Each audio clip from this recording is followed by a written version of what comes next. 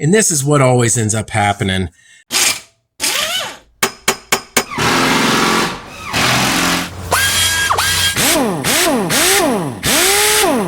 All right, so here's the problem we're after. I've got a router up there that has the power wire coming down. I got this shelf right here, and there's all kinds of bags and such, and inevitably when you pull this back, this is what ends up happening. The plug is halfway out, which is not only dangerous because of that, but it also turns off the router. So this is what we're going to be fixing today. All right, solving this problem is pretty trivial. It should take under 10 minutes. I bought this off of Amazon. You can get them at the hardware store. It's basically a weatherproof cover. You don't need to be weatherproof because we're inside. But what I found was that for larger size plugs that are being plugged into an outlet, the interior covers that I found that were usually for baby safe reasons and such, they were not large enough. So this will do the job just fine. So we're going to be able to put this right on here like that. We'll be able to break a tab off on the side, have the plug come in, and this will solve our problem because if anything falls on that, it will not get unplugged. Now, if you're thinking, oh my goodness, that doesn't look very nice, that should be outside. Well, I don't know how to solve the aesthetics problem. I don't think they look that bad. They solve the problem and they're safe. I'll leave a link below for this. They come in lots of different colors. I used one downstairs that's brown. This one's in white. I think they come in gray. First thing we need to do is turn off the power. As always, if you're not comfortable doing this, make sure you just call an electrician, but I'm going to be safe and just go ahead and turn off that power. The long and the short of it is all we're going to need to do is take off this cover plate, just back out the screws a little bit on the outlet, install this, screw it back in, and we're done. All right, let's take off the faceplate. And go ahead and back these out, but do not take them all the way out. Essentially, what we'll do is slide this new cover on in place, tighten back down, and be done. All right, that should be good. Inside the package, on this particular one,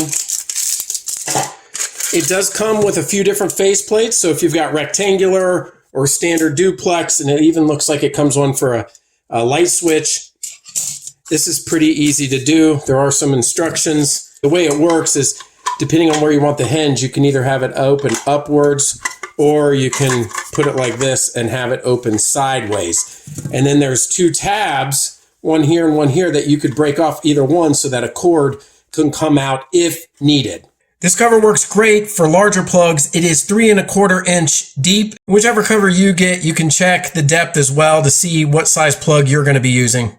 One other feature of this, it does say fits full-size padlock. You can use a screwdriver to punch out the lock hole on either side of it. I'm not going to end up using that feature, but it is there if needed. Take my appropriate cover, snap it into place.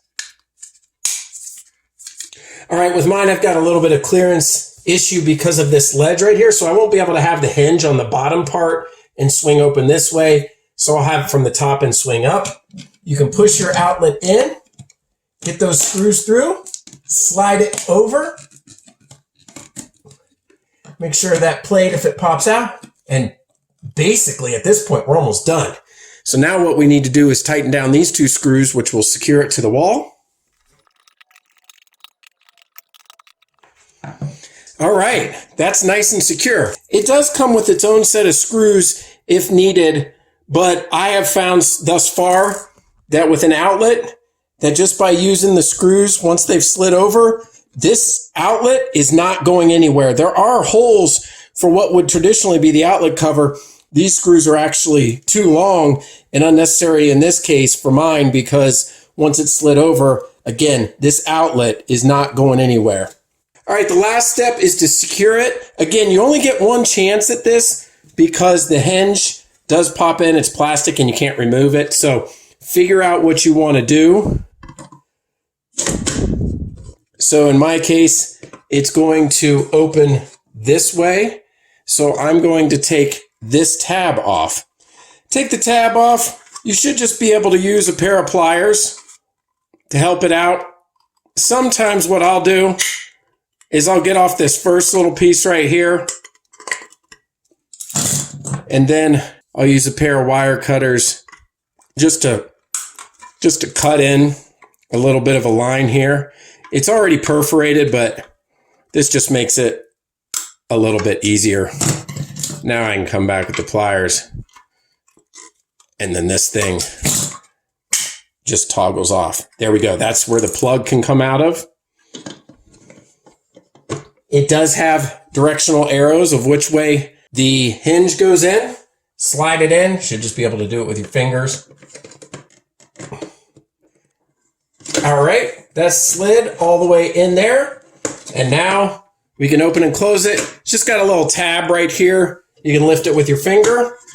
And one of the cool things is too, you can actually remove both ports, no matter which side the hinge is on, which I just saw. So regardless of which side you use. So I wanted to go out that way, so I also removed the side one. All right, now we can insert our larger size plug into the outlet. We can hold our cord to the side where it's going to come out, close it, and we're done. That's pretty nice. We can go ahead and turn the power back on, make sure everything's working. If a bag or something falls on this now, there's no way that plug is coming out. I can route this to the side if needed, do whatever I want. Anyway, I hope you found this helpful, and until next time, this is the Eclectic Handyman. We'll see you later.